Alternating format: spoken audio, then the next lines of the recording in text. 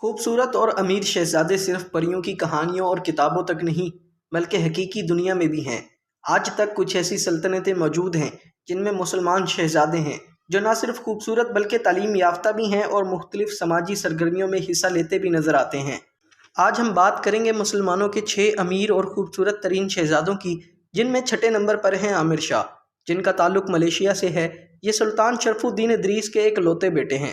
انہوں نے اپنی گریجویشن ویلنگٹن کالج انگلینڈ سے حاصل کی۔ ان کی عمر اس وقت 26 سال ہے۔ اس کے بعد آتے ہیں 5ویں نمبر پر پرنس حاجی عبدالعظیم، جن کا تعلق برونائی سے ہے۔ یہ برونائی کے سلطان کے دوسرے بیٹے ہیں۔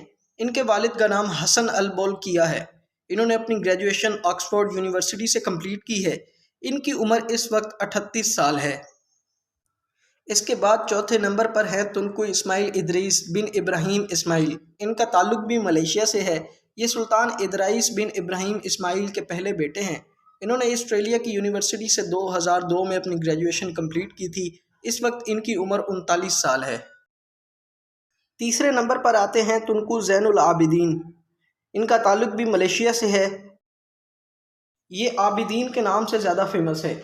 انہوں نے اپنی گریجویشن میلبورو کالج انگلینڈ سے کمپلیٹ کی۔ انہوں نے اپنی graduation economic and political science میں کی۔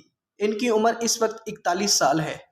good governance. And I think as دوسرے نمبر پر ہیں سعودی عرب کے پرنس بدر جعفر، جنہوں نے اپنی ماسٹرز کی degree university of Cambridge England سے کی۔ ان کی عمر اس وقت 43 سال ہے۔